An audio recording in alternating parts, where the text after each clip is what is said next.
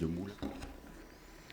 Monsieur le cardinal, chers frères dans l'épiscopat, je garde toujours vivant le souvenir de mon voyage apostolique en France, à l'occasion des célébrations marquant le 150e anniversaire des apparitions à Lourdes de l'Immaculée Conception.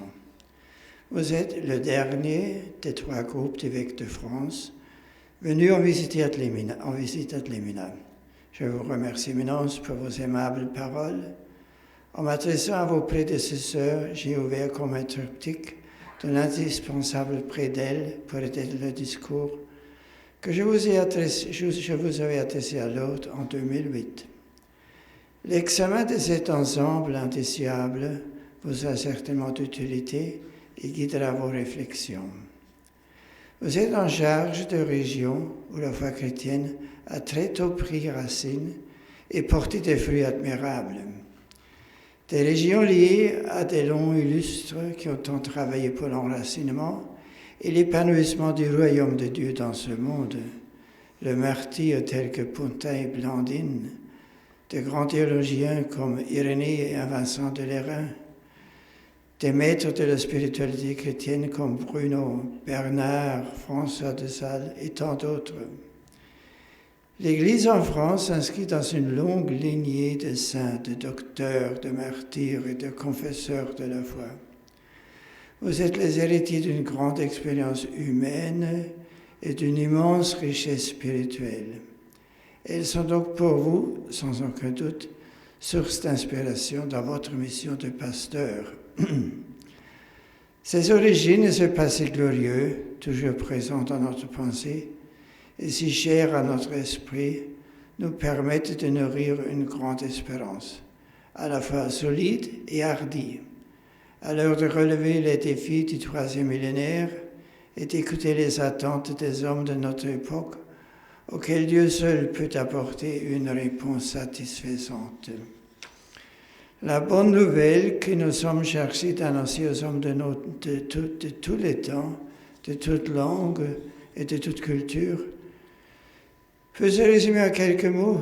Dieu, créateur de l'homme, en son Fils Jésus, nous fait connaître son amour pour l'humanité. Dieu est amour. Il veut le bonheur de ses créatures, de tous ses enfants.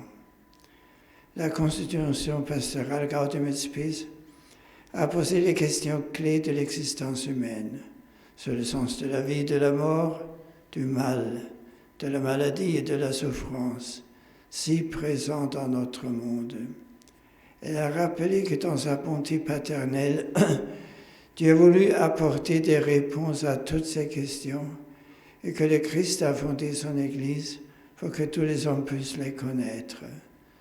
C'est pourquoi l'un des plus graves problèmes de notre époque est celui de l'ignorance pratique religieuse dans laquelle vivent beaucoup d'hommes et de femmes, y compris des fidèles catholiques. C'est pour cette raison que la nouvelle évangélisation, dans laquelle l'Église s'est résolument engagée depuis le Concile Vatican II, et dans le motto proprio Ubicum et Semper, a tracé les principales modalités, se présente avec une urgence particulière, comme l'ont souligné les pères du synode qui vient de s'achever. Elle demande à tous les chrétiens de rendre compte de l'espérance qui les habite, consciente que l'un des obstacles les plus redoutables de notre mission pastorale est l'ignorance du contenu de la foi.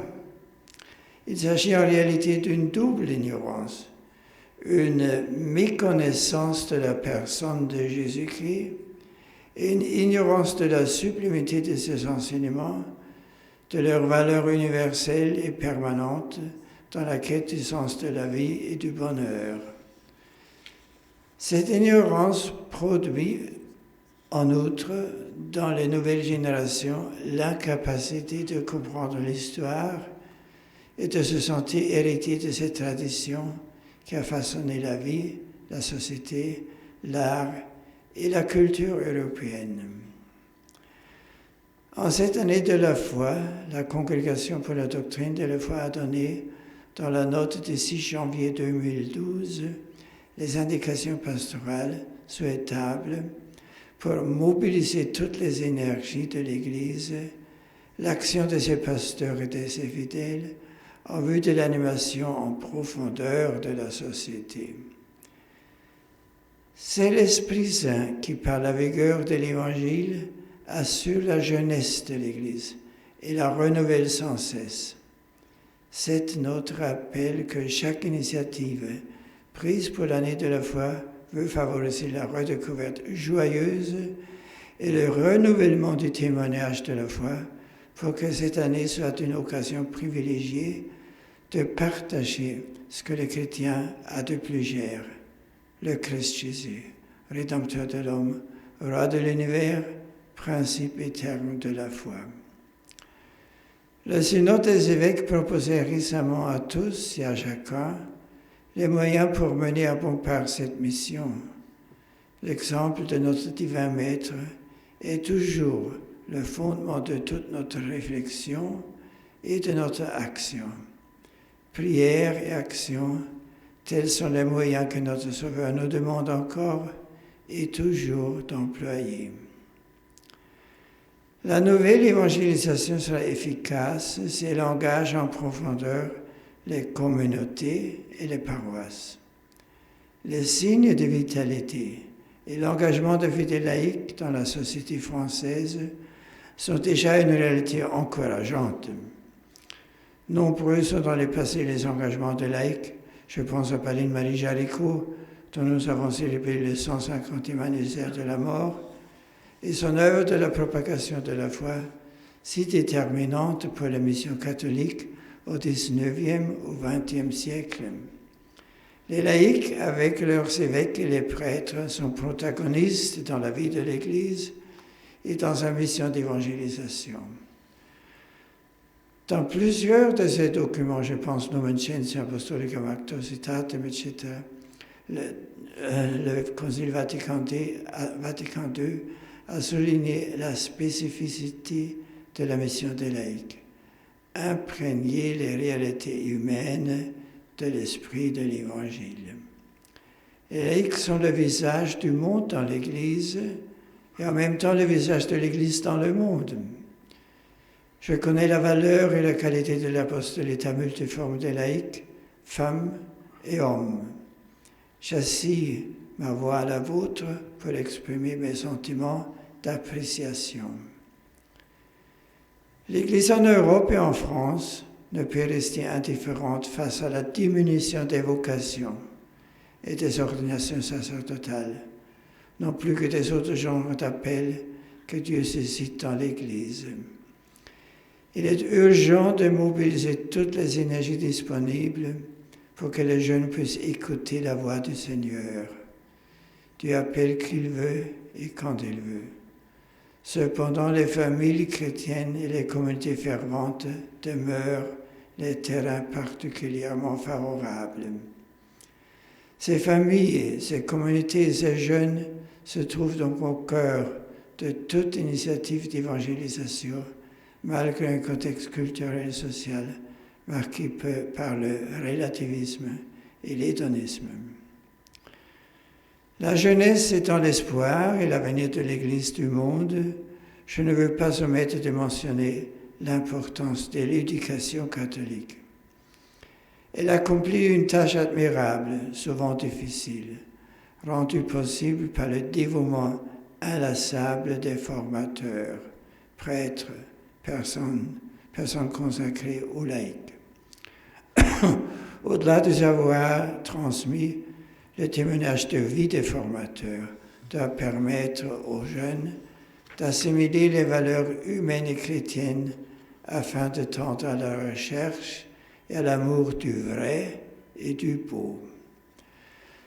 Continuez de les encourager et de leur ouvrir de nouvelles perspectives pour qu'ils bénéficient aussi de l'évangélisation. Les instituts catholiques sont évidemment au premier poste du grand dialogue entre la foi et la culture. L'amour de la vérité qui rayonne est en lui-même évangélisateur. Ce sont les lieux d'enseignement et de dialogue, et aussi des centres de recherche qui doivent toujours être plus développés, plus ambitieux. Je connais bien la contribution de l'Église en France à apporter à la culture chrétienne. Je sais votre attention et je vous encourage dans ce sens à cultiver la rigueur académique et à tisser des liens plus intenses de communication et de collaboration avec des universités d'autres pays, tantôt pour les faire bénéficier de vos propres excellences, tantôt pour apprendre d'elles, afin de toujours mieux servir l'Église, la société, l'homme tout entier. Je souligne avec gratitude des initiatives prises dans certains de vos diocèses pour favoriser l'initiation théologique de jeunes étudiants en discipline profane. La théologie est une source de sagesse, de joie, d'émerveillement, qui ne peut être réservée aux seuls séminaristes, prêtres et personnes consacrées. Proposez à de nombreux jeunes et adultes, elle les confortera dans leur foi et fera d'eux, à n'en pas douter, des apôtres audacieux et convaincants. C'est donc une perspective qui pourrait être proposée largement aux instituts supérieurs de théologie comme expression de la dimension intrinsèquement missionnaire de la théologie et comme service de la culture dans son sens le plus profond. Quant aux écoles catholiques qui ont façonné la vie chrétienne et culturelle de votre pays, elles ont aujourd'hui une responsabilité historique. Lieu de transmission du savoir et de formation de la personne, d'accueil inconditionnel et d'apprentissage de la vie en commun, elles bénéficient souvent d'un prestige mérité. Trouvez les chemins pour que la transmission de la foi demeure au centre de leur projet éducatif est nécessaire. La nouvelle évangélisation passe par ces écoles et par l'œuvre multiforme de l'éducation catholique qui sous-tend de nombreuses initiatives et mouvements dont l'Église est reconnaissante. L'éducation aux valeurs chrétiennes donne les clés de la culture de votre pays. En ouvrant à l'espérance et à la liberté authentique, elle continuera de lui apporter dynamisme et créativité. L'ardeur apportée à la nouvelle évangélisation sera notre meilleure contribution à l'épanouissement de la société humaine et la meilleure réponse aux défis de toutes sortes qui se posent à tous en ce début du 3e millénaire.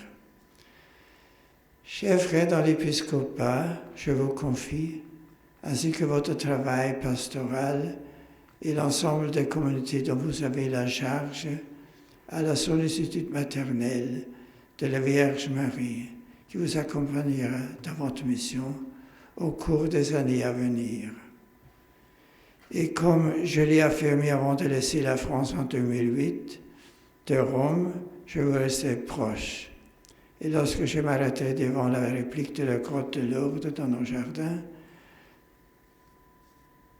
depuis un peu plus d'un siècle, je penserai à vous. Que Dieu vous bénisse. Merci. Sit nomen Domini benedictum. Ex hoc nunc et usque in saeculum. Adiutorium nostrum in nomine Domini. Qui fecit caelum et terra. Benedicat vos omnipotens Deus, Pater et Filius et Spiritus Sanctus.